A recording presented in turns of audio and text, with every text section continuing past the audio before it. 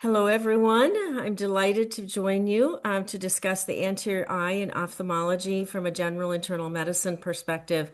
I'm Joyce Wipf. I'm a master in the American College of Physicians and professor emeritus at the University of Washington in the Department of Medicine, Division of General Internal Medicine. I've been working with the board review course as co-director of the national course for 30 years until the pandemic, and we stopped and then we resumed as a Washington chapter sponsorship. So I'm really excited to be teaching with you about ophthalmology. So I became interested in ophthalmology early in my career when I felt like I really didn't understand it, and yet it was such an important part of our evaluation of patients. And my career was based both outpatient, primary care, and inpatient on the acute medicine wards at VA Puget Sound and in a portion of time at the University of Washington when I was the associate director of the residency program. So this will be from my perspective of a lot of patients that I've seen and then consulting with ophthalmology. I have no conflicts of interest or disclosures to give. So let's dive in. Early on, when I was reviewing slides and cases with ophthalmology, one of them said, "You've got to show them this." And looking at all of this, you see kind of a pretty simplified imagery of how we think about the eye, perhaps. And I do think it's an area of a physical exam and evaluation that many of us are not very comfortable with, but this was pretty entertaining to me. So what are we hoping to accomplish when in evaluation, acute care, internal medicine, and primary care? I'll be reviewing red eye clinical presentations and clues to specific diagnoses. How should we evaluate the red eye to ensure we are not missing a serious condition? When should ophthalmology be consulted, and signs and symptoms that warrant urgent or immediate referral? And then we'll have several additional cases of conditions with anterior eye findings. I will say that it is hard on the eyes doing virtual education for you listening. And so we say every 20 minutes, you should look away from the screen for at least 20 seconds. And feel free to stop as you're doing this and take a break. All right. Since we're pre-recording, my cases are going to, I'll just be giving you a bit of time, but we won't be using audience response. So when you look at this eye image, we dive right in here to our cases. So what do you see? There was one finding of this patient that we filmed took the patient's image, and then saw another one. And so you may be noticing the debris on the lashes, which was the patient had symptoms of, but then the patient also had xanthelasma, these lipid deposits, especially more prominent on the medial epicanthus area here. We don't see these so often now with marked control of hyperglycemia. So this is blepharitis, which is an inflammation of the eyelids and eyelashes. I mentioned this patient also has xanthelasma. So case one, blepharitis collarettes with debris clusters along the base of the lash follicles are likely associated with which condition? A, seborrheic dermatitis, B, overgrowth of bacteria, C, overgrowth of Demodex mites, D, rosacea, or E, allergies. I'll give you about 10 seconds to think about that.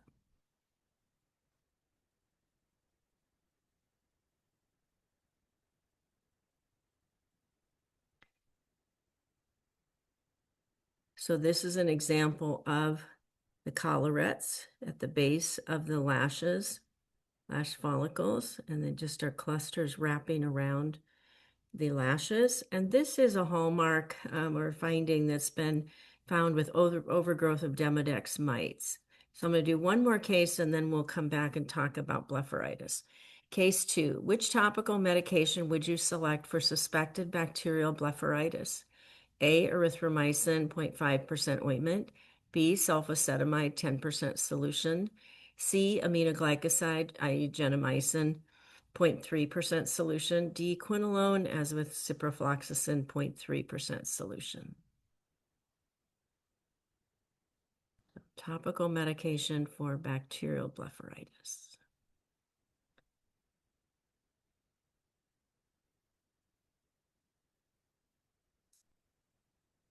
So the correct answer here is A. This is the only one that's in an ointment. I could have also given you bacitracin ointment, but then the two would have been equally likely.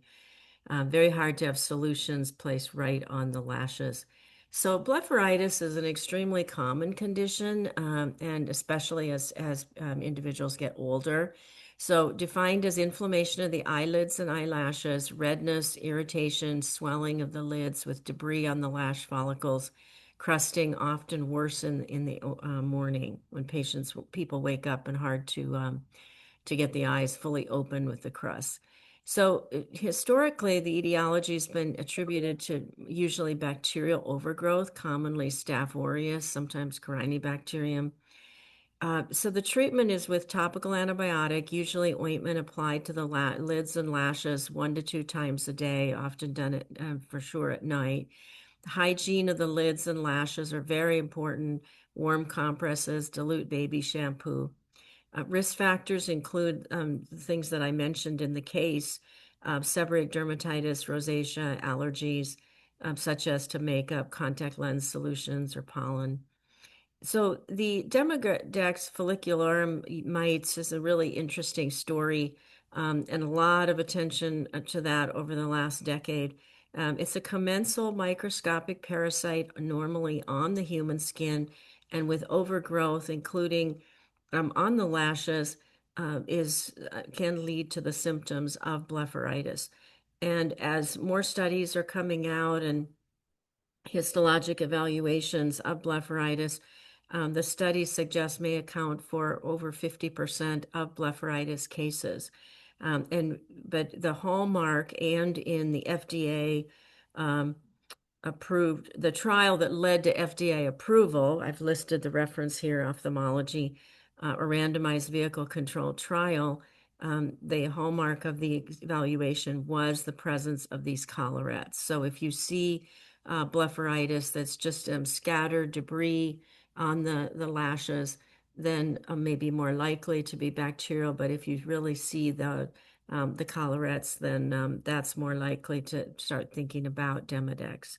And so the top FDA approval in 2023 of lotilaner 0.25% topical eye solution twice a day for 6 weeks. It can be, the literature suggests, very challenging to completely eradicate because this is a normal presence on the skin and mainly is to reduce the overgrowth. So a very interesting issue. I think this has been enough of a time that I could see boards potentially if they were asking about blepharitis, but I think for clinical practice, most important.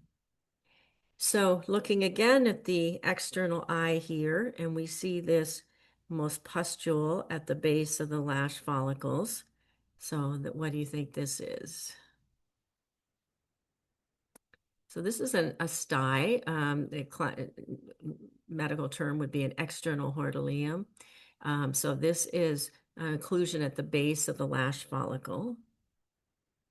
Now we're looking at images of the upper and lower lid, and we see this swelling, very localized. On the bottom one, on the lower lid, you can see this punctum, and these can drain externally. So you may have seen patients with this. This is an internal hordeolum involving the meibomian glands. I'll show an anatomy slide of the structures involved in a moment. One thing I will mention is that there are rare cases where internal hordeolum persists and then do need ophthalmology evaluation. I've had one patient in my career who had a sebaceous gland carcinoma, which is, again, very rare, but just illustrates that if patients need excision or evaluation, referral to ophthalmology and then follow up. So what is happening? What are the structures involved here? So starting on the outside, we see the lashes. So the sty was at the base of the lash follicle. Then the tarsal plate in blue and white. This is where the meibomian gland abscesses can develop. And then I want to point out this anatomic landmark, which is the orbital septum. And later on, when we talk about orbital cellulitis, that means that we're talking about structures posterior to the orbital septum, whereas preseptal or more superficial cellulitis is involving structures more external to this orbital septum. Here, of course, is the lens. So just to summarize, hordeolum, localized redness, pain, swelling on the upper or lower lid, commonly Staph aureus abscess. This stye or external hordeolum is a site of infection around the lash follicle and associated glands. May or may not have blepharitis with that. Internal hordeolum, meibomian gland abscess that points to the conjunctival surface of the lid. These can drain externally or can drain internally towards the inner lid surface. So treatment, warm compresses, antibiotics, oral for internal hordeolum, ointment for external. The topical would be every 3 hours. Incision, if not improved, that would be via referral and to rule out other etiologies, as I mentioned. Case 3. A 39-year-old man presents to the emergency department with complaint of red eye and pain bilaterally for 2 days. No recent upper respiratory infection. Past medical history includes arthritis with low back pain and joint stiffness, conjunctivitis, left eye, and diarrheal illness requiring treatment in the prior year. Medications include an anti-inflammatory, ibuprofen. So we see this patient looks uncomfortable, it's afebrile, blood pressure 146/92, visual acuity 20/40, each eye examined separately, pupils 3 millimeters bilaterally and reactive, and the eyes have tearing and marked injection bilaterally, which we'll look at more closely. So take a good look at the pattern of this redness, and let me ask you the question. What is the most likely diagnosis and recommended treatment of this patient?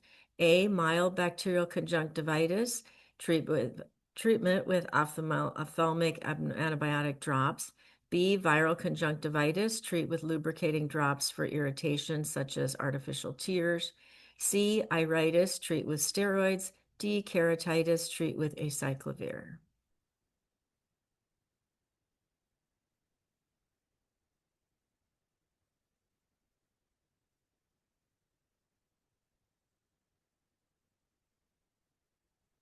So acute red eye presentation, redness, a pattern as we saw, vision slightly affected, 20/40. All right. So the right answer here is iritis, treat with steroids. And I appreciate that many of you might have thought this was conjunctivitis, either bacterial or viral, which would be far more likely. However, there were many, likely in a red eye, but there were many clues here with the diagnosis of iritis being most likely. So what did we see in this patient? The vision was affected, which it should not be with conjunctivitis. There was eye pain rather than just eye discomfort or irritation. The pattern of redness is circumcorneal, meaning that the redness included right up to the eye, limbus edge for the iris. There was no discharge, and the patient had a rheumatologic history, which increases the association with iritis. So let's talk about iritis or anterior uveitis, a synonymous term. So ciliary flush is the vessels involved with the ciliary body and the iris, which is the colored part of the eye. So we see how this redness comes right up to the limbus edge. That's not true the case with conjunctivitis, which is a more peripheral or lateral conjunctivitis, lateral redness pattern in conjunctivitis. So eye pain pearls, probably the most important take home of this entire talk. Not all red eye is benign conjunctivitis, and we want to distinguish eye discomfort or grittiness, irritation from true eye pain. Eye pain in red eye or vision loss in red eye, consider iritis. And if you suspect iritis, patient needs an urgent ophthalmology referral, which I would define as evaluation in 12 to 24 hours. So this is conjunctivitis, viral conjunctivitis in this case. the lateral redness you see and very clear adjacent to the limbus edge. So this is a classic pink eye, often with upper respiratory infection symptoms. Irritation, grittiness is a typical symptom. The redness is peripheral, as we mentioned. In a viral condition, like this patient has preauricular and or submandibular lymphadenopathy, lid edema, serous discharge, and follicles. I'll show you those in a moment. Adenovirus is the most common etiology of viral conjunctivitis, contagious for 12 to 14 days, which is a challenge with working, and treat with hand washing and topical lubrication. Antibiotics are not indicated. So in evaluating the red eye, eversion of the eyelid is an important part of the exam. And so we see this image using a Q-tip, a patient usually lying down and then just rolling the lid back on the Q-tip, and you can then see the inner aspect of the lid. So why is this important? So viral conjunctivitis is associated with whitish gray precipitates or follicles on the tarsal conjunctiva. Bacterial conjunctivitis or allergic conjunctivitis may have hyperemia of the conjunctiva, but not the follicles. And the tarsal conjunctiva is not affected in iritis. So if you're discussing a patient with ophthalmology and mentioning you invert the lid and the tarsal conjunctiva is normal, that's an important finding. So here are follicles, both these images. So you see this sort of grayish area on the inner aspect of the lid. So we would have everted the lid to see this. And then here's more of a collection of precipitate. And this is, lymphoid precipitates with viral conjunctivitis. So mild bacterial conjunctivitis, the same peripheral redness pattern as viral, clear adjacent to the cornea. This particular patient with ophthalmology evaluation has these slight precipitates, but we can't see those without slit lamp exam. And both conditions have a discharge. Usually it's a thin serous discharge with viral conjunctivitis, and mild bacterial conjunctivitis is slightly more yellowish precipitate. So mild bacterial conjunctivitis, we mentioned the lateral conjunctival redness pattern, yellow-green mucopurulent discharge, organisms, typically Staph aureus, strep, pneumo, Haemophilus influenza, Moraxella, topical antibiotics, speed resolution, and shortened mist work. Treatment of mild mucopurulent discharge, topical antibiotic drops 4 times a day while awake times 1 week, including 2 days after the eyes are clear. And I think it's important to have a phone follow-up by your nurse to be sure that the patient's improving and that no other condition was missed. So quick case 4, which topical medication would you select for mild bacterial conjunctivitis in adults? A, erythromycin ointment, B, gentamicin solution, C, ciprofloxacin solution, D, trimethoprim polymyxin B solution. We're talking about mild bacterial conjunctivitis.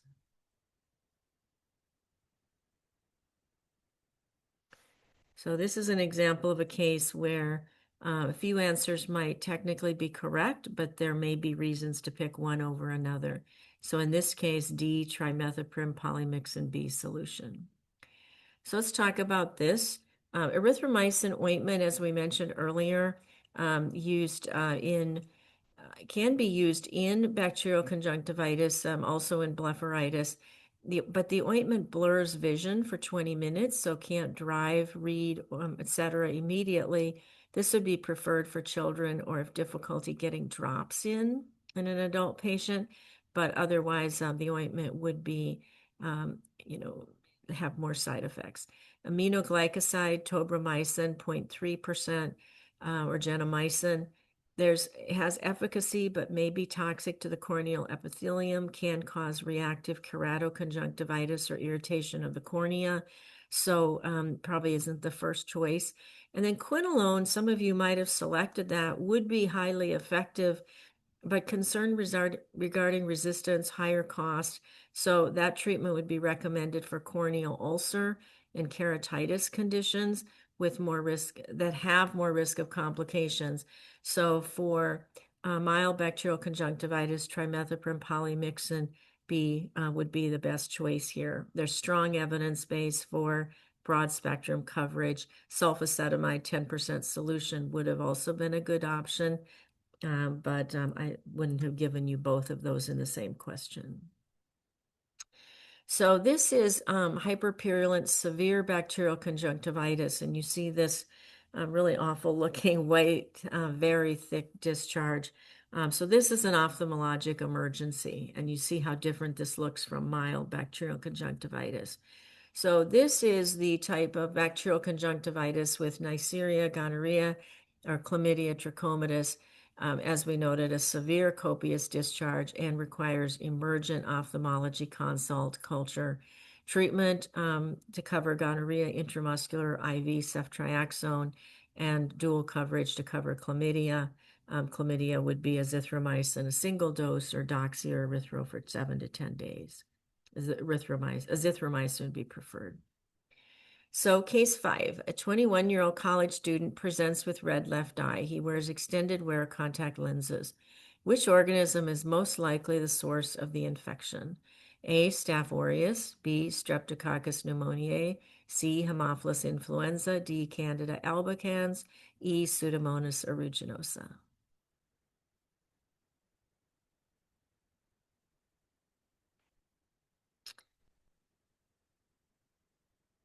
So I think this one you will all get right. Pseudomonas aeruginosa.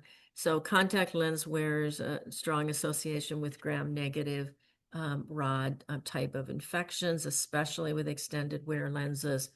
And so fungal can be seen like Candida, but less common. So this does require optometry or ophthalmology referral, other non-infectious corneal conditions to rule out in considering contact lens uses, or that could the irritation or symptoms be an abrasion or non-infectious. Frontline ER urgent care evaluation of suspected infectious keratitis. So evaluation, seeing the red eye, conjunctival vascular injection, reduced visual acuity, especially in the central, if the central cornea is involved, and then eye pain and photophobia. So I mentioned ophthalmology referral. This is also something that may be managed in some states by optometry with scope of practice, and corneal culture of severe infection. Here, the treatment, a variety of options, but the preferred is going to be a topical fluoroquinolone, such as ciprofloxacin, which has level A evidence for efficacy and benefit versus risk. There, if needed, less expensive options, although I think ciprofloxacin is much less costly now than it was. Steroids are usually avoided. Case 6, a 44-year-old, hopefully I'm not going too fast. You can take a break if you need to for a second. Case 6, a 44-year-old patient comes to the emergency department with vesicular skin lesions on the face present for 2 days.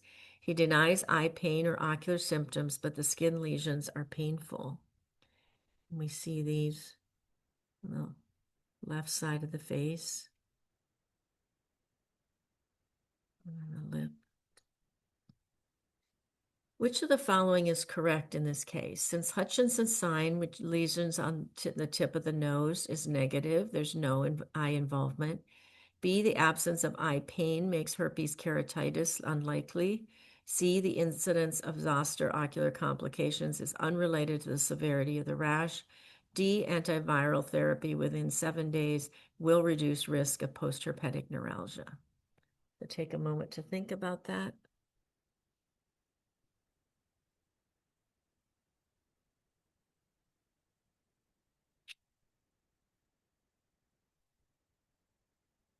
This is a little tricky.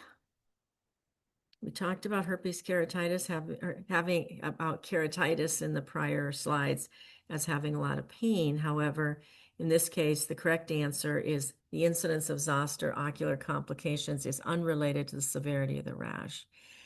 So why are the other answers not right? So Hutchinson sign, I'll show you an image of that in a moment, is with lesions on the tip of the nose is an indication that there may be that there's involvement of the ophthalmic branch of the fifth cranial nerve. However, if it's not present, that doesn't mean there can't be keratitis. And then HSV and VZV or zoster keratitis are associated with hypoesthesia of the cornea. And it's an interesting aspect for these organisms. Zoster antiviral treatment within 72 hours of onset of rash will reduce the risk of postherpetic neuralgia. Early in my career, we saw so many patients with postherpetic neuralgia, which is defined as presence after 3 months after onset of zoster. And with antiviral treatment, now valacyclovir predominantly has markedly reduced that. This is an example of a patient with severe facial zoster. And you see here the nose is not involved, but I will say for patients with facial zoster, it appears that there's about 50% likelihood of involvement of the cornea. So I think that does require a referral. Case 7. A 38-year-old woman presents to urgent care clinic with eye redness newly noted 24 hours ago. 2 prior episodes resolved without treatment. She denies eye pain or discharge, but it feels irritated. No trauma or known exposures, past medical history, no systemic conditions, and exam shows this unilateral patchy redness with edema. I think you can see that well in the image. Some edema here in the middle. So my question with this case, what is the most likely diagnosis? A, viral conjunctivitis, B, episcleritis, C, scleritis, or D, subconjunctival hemorrhage?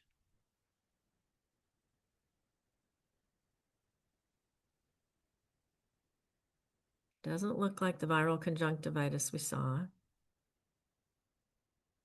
The right answer here is episcleritis. So this is a condition that may not have seen very often. Is defined as inflammation of blood vessels in the superficial layer of the sclera just under the conjunctiva, has a patchy redness, may have raised small nodules, usually unilateral, maybe bilateral, however, and it's more common in women. Benign, usually resolves within several days with a treatment such as artificial tears for the irritation. Etiology, most are idiopathic, may be associated with autoimmune conditions like inflammatory bowel disease, lupus, RA in a quarter of cases. And one pearl can distinguish from scleritis by a drop of phenylephrine, which will blanch the redness in episcleritis. So scleritis is a much more severe condition, is an ophthalmologic emergency. Here's an example of a case, and you see how there's much more swelling or edema in that area. Involves the vascular plexus of the superficial and deep fibrous layers of the sclera, associated with severe eye pain, can affect vision, usually unilateral, maybe bilateral.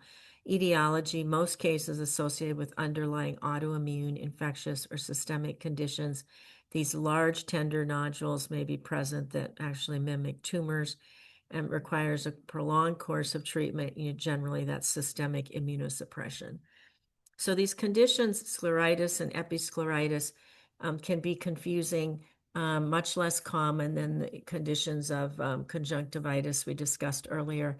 If you'd like to read more about this, going through all the differences between episcleritis and scleritis, I've laid them out for you in a table. I won't take the time to go over all of them. I touched on them, but I think seeing them side by side, it's very interesting, the differences. So, and especially with the treatment, as I mentioned, just artificial tears for symptoms in episcleritis, it's the bottom layer of the table, and then systemic immunosuppression for episcleritis. Complications, really none in episcleritis. Vision is preserved. whereas complications with scleritis can include vision loss and others such as uveitis, glaucoma, and retinal detachment. I want to touch on slit lamp exams since for many of us that's not something that we perform. So it is highly valuable for optometry and ophthalmology and looking at the layers of the cornea and then seeing the iris and sclera and assessing inflammation and identifying the area involved. Here you can see just vaguely there's a sort of a branchy pink aspect. This is a patient with rose bangle stain applied, and you can see some of the inflammatory sign. Um, if it's not available or we're not trained to use the slit lamp, there's usually enough other clues from history and exam to determine whether ophthalmology referral is indicated. I know of only one study looking at that in the British literature in the 1990s, where 100 consecutive patients who were referred looking at what were the criteria that the primary care physician or internist used in deciding on referral, and in none of them was it the slit lamp. However, if you are working in an emergency department or urgent care and are skilled in using it, can be very helpful. So this is another patient with an iritis image, but I'm looking at this sort of conjunctivitis, a systematic review. I found this was a really nice, really thorough review with images in JAMA from more than a decade ago. So I just want to come back to iritis because it is important not to miss. So this was an example of a patient I saw a while ago. A patient presents to acute care clinic with red eye, severe photophobia, wearing an eye patch. Emergency department evaluation 2 days earlier showed the patient had been treated with topical antibiotic drops but was not improving. And on exam today, vision is 20/100 in the right eye, no discharge. We see this pattern of redness in both evaluation. In the prior evaluation, they reported the vision as 20/30 in both eyes without individual eye exam. So this was a patient with iritis, pretty, I think, evident that this was not a bacterial conjunctivitis. And so what were the things that were missed in the prior evaluation? Looking at the pattern of redness, we remember this is a ciliary flush. The other thing is that a patient having vision 20/30 in both eyes, if they're tested together, we're not going to necessarily see that one eye may be affected because it's the depth perception with both eyes. So we could miss if we're not examining each eye individually.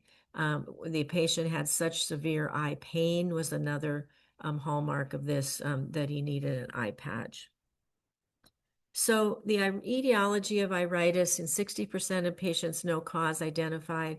There is an association potentially with HLA-B27 expression, not linked to ankylosing spondylitis or systemic disease.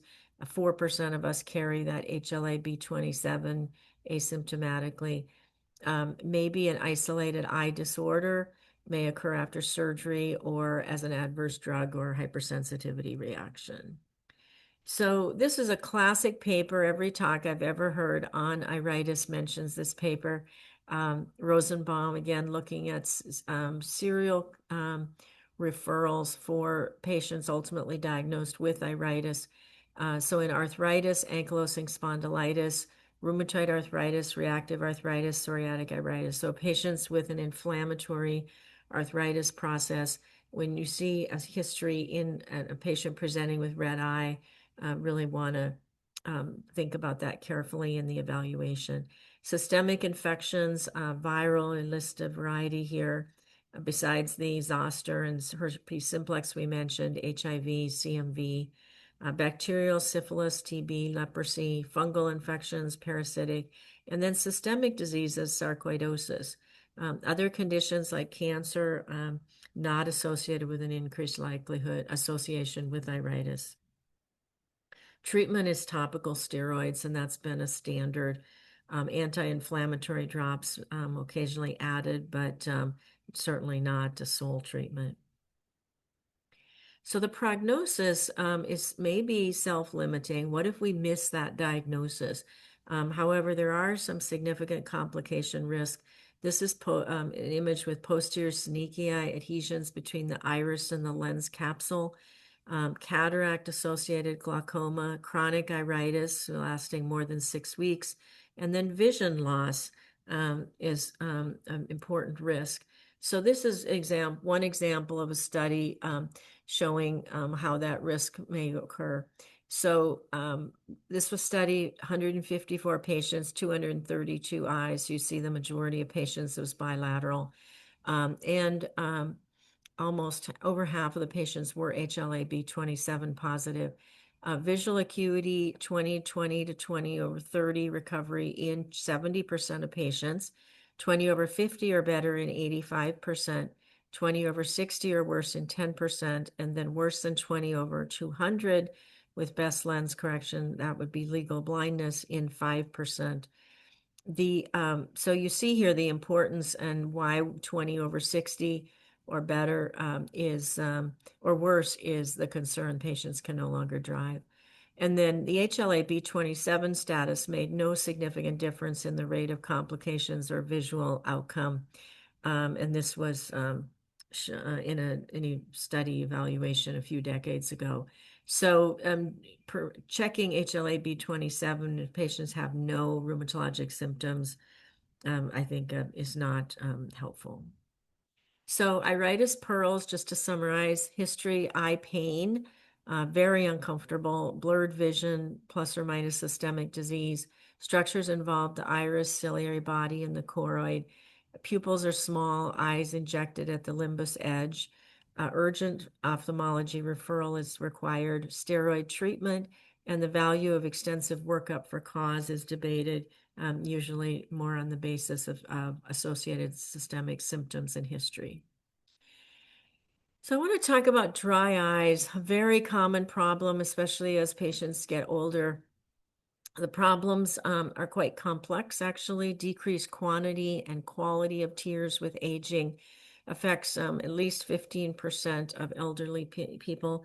Here you see a rose Bengal stain showing these precipitates with the dryness. So the strands, I just illustrate the same thing here. So seen in Sjogren's, which dry eye syndrome, keratoconjunctivitis sicca, Schirmer test to measure tear production, part of the diagnostic evaluation. Other assessments ophthalmology has for assessing dry eyes.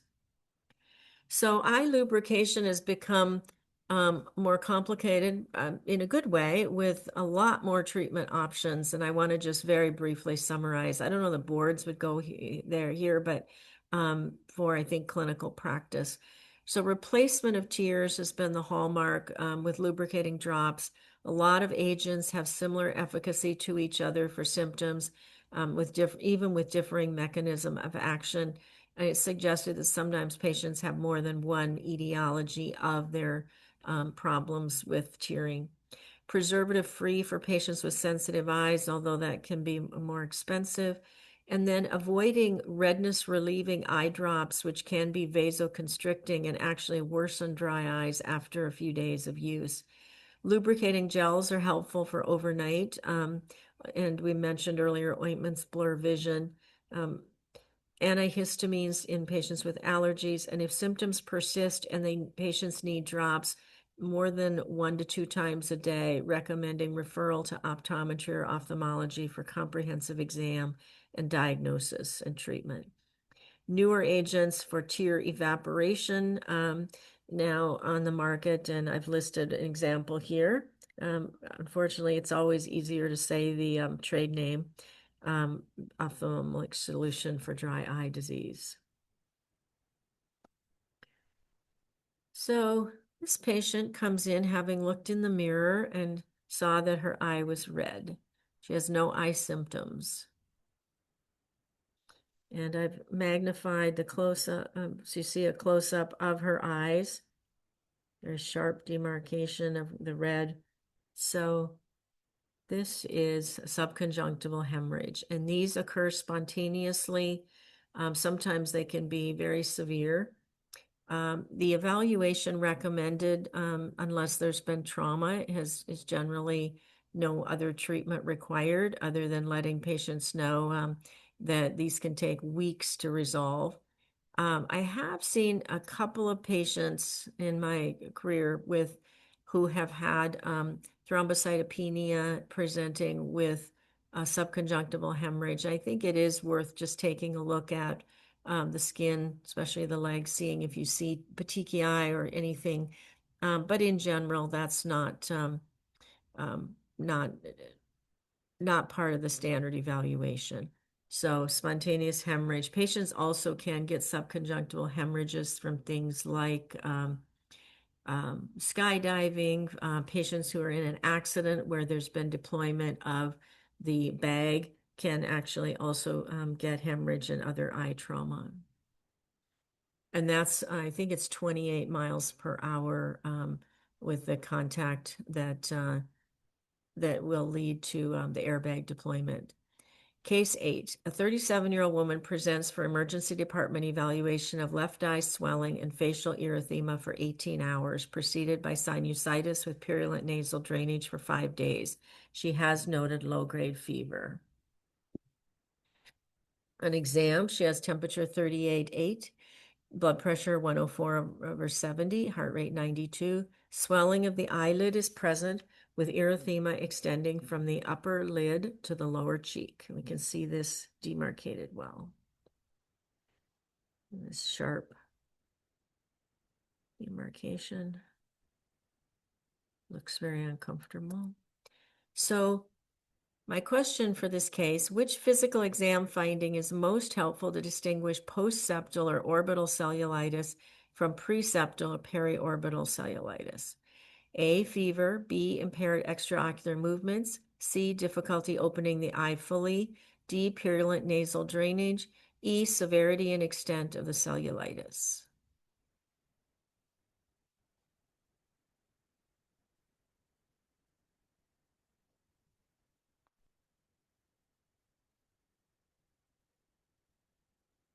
So the correct answer here is impaired extraocular movements.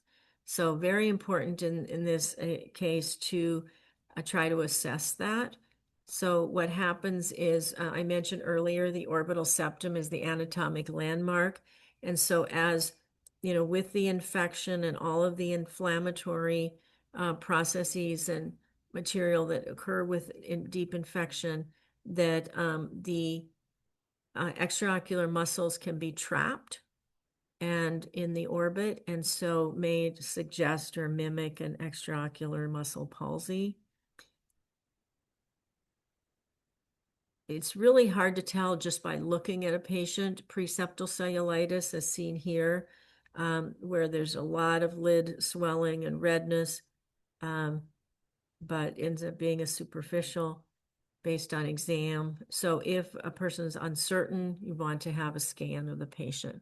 So orbital cellulitis, red swollen lid and conjunctiva, may have proptosis, which is exophthalmos and protrusion outward of the globe, again, because of all the inflammation, infection going on, may have optic nerve involvement. And we mentioned in the case, impaired extraocular muscle movement distinguishes from more superficial preseptal cellulitis. Etiologies include primary, as with trauma, versus secondary, as with sinusitis in the case we saw. Organisms, staph, strep, Haemophilus, fungal and diabetes, where there may be a very dark discharge. This can be a classic question, which is mucormycosis. I always think of the zygomycosis is also another term. It's been used thinking about the zygomatic arch in the orbit. And immunosuppressed patients may also get mucor. May lead to cavernous sinus thrombosis and meningitis. This, as I mentioned, is an emergency. Admit, culture, antibiotics, scanning, ophthalmology, and ENT consults, and plus minus surgical debridement. So another slide with emphasizing these pearls of orbital cellulitis. All right, I think I have three more cases. In this talk, a 69-year-old male was admitted to the hospital on a Friday night for mild dyspnea after running out of his inhalers days after being discharged from his care facility for alcohol intoxication. So not a riveting case so far. Past medical history, vasculitis on chronic prednisone, 40 milligrams a day. His exam, he was irritable, no apparent distress, however. And one day later, as I was rounding with the team, he complained of discomfort in the right eye, not discharge. Exam with trace conjunctival injection, otherwise negative, including exam of the tarsal conjunctiva. And this day, his vision was 20/30 on the right and 20/25 on the left. The next day, now 2 days after presentation on morning rounds, the patient says, I can't see. We'll look at his exam, and visual acuity on the right eye is now light perception only, unfortunately. So in this case, the patient had rapid loss of vision of the right eye. Exam, we see this opaque lower anterior eye with fluid level. What finding does the patient have? A, subconjunctival hemorrhage, B, hyphema, C, hypopyon, D, corneal abrasion.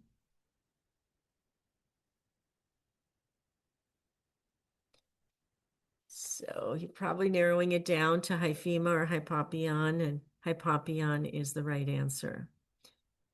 So this is a collection of the fluid in the anterior of the infection and inflammatory processes in the anterior chamber, fluid wave. Hyphema is also, has the appearance of a fluid wave, blood in the anterior chamber from trauma. In this case, this particular patient had a tear along the edge, limbus edge, but was not readily seen. This is also an ophthalmologic emergency.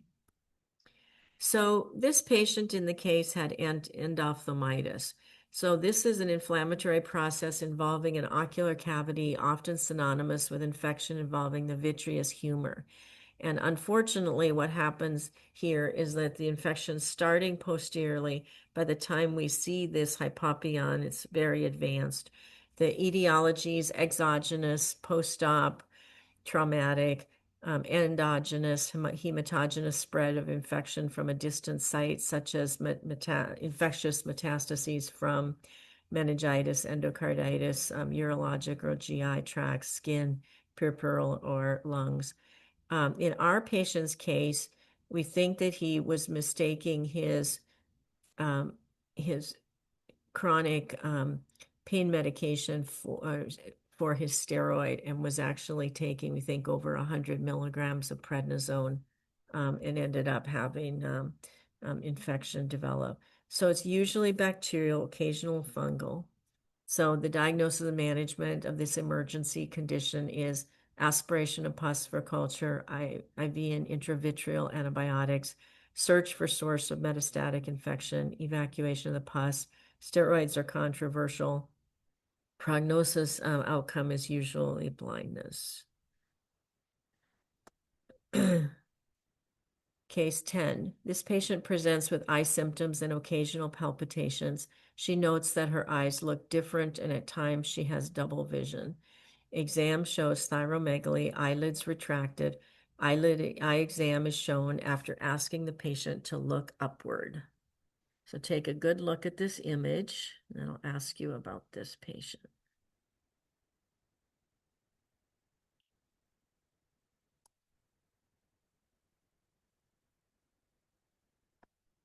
Which of the following is correct? A, the patient has weakness of the superior rectus or oblique muscles. B, this is also called lid lag. C, the patient may have multinodular goiter. D, the globe is pushed outward as with exophthalmos.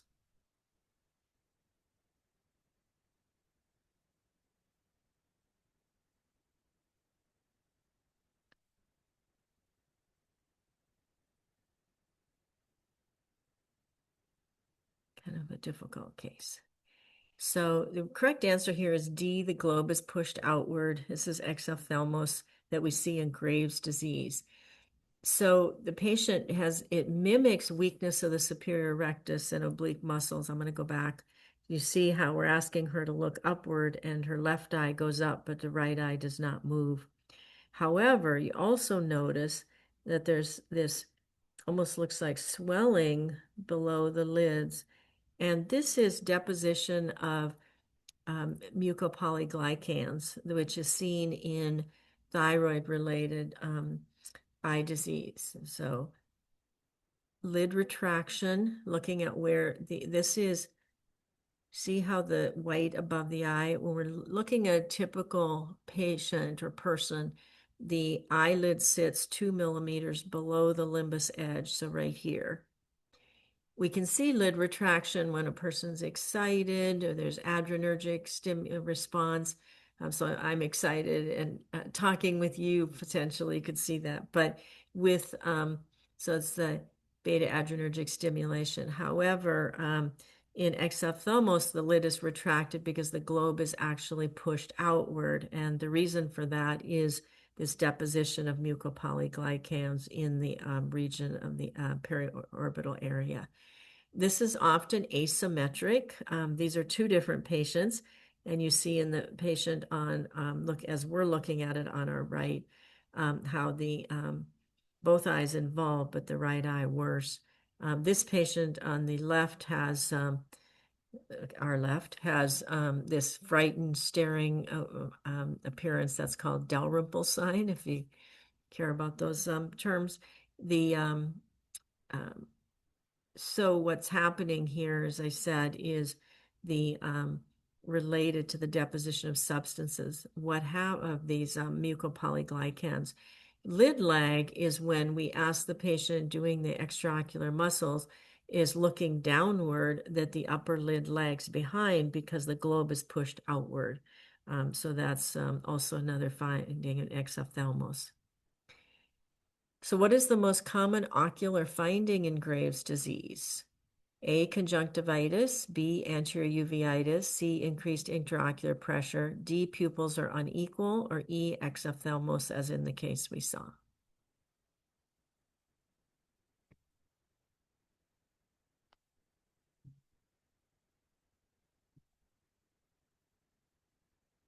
So conjunctivitis is the most common, and what happens is as this initial lid retraction that occurs with the beta adrenergic stimulation occurs, the patient has a little bit of excessive exposure of the conjunctiva, becomes irritated, the eyes feel gritty. The exophthalmos usually takes weeks to months to develop. In chronic exophthalmos, then with the excessive exposure of the anterior structures, you can get chemosis, which is this very thickened edematous conjunctival tissues. Fortunately, and this can develop, as I said, within a few months of diagnosis. This is chronic, but the exophthalmos process. So the pearls of hyperthyroidism, lots of interesting findings in thyrotoxicosis. The normal position of the lid is 2 millimeters below the limbus edge. White conjunctiva seen above the iris suggests either lid retraction or actual exophthalmos. And then exophthalmos in hyperthyroidism due to this infiltrate of mucopolyglycans I mentioned. That's seen in Graves' disease, not in multinodular goiter. And fortunately, there is treatment now for thyroid eye disease in immunotherapy. Teprotumumab can have profound benefit. So, in summary, when should red eye prompt urgent or immediate ophthalmology evaluation? So, we've covered the majority of these in the setting of vision impairment, unilateral or bilateral, especially acute, eye pain, severe infection, hyperacute bacterial conjunctivitis, endophthalmitis, suspected keratitis, suspected orbital cellulitis, new onset of floaters or flashes of light, halo around lights, we'll talk about in the next talk, acute angle closure glaucoma, eye trauma, blunt force injury to the eye or orbit, visible hemorrhage. In those cases, recommended we just, in the emergency evaluation, just cover the eye, not try to do a more detailed evaluation. and then chemical burns to the eye.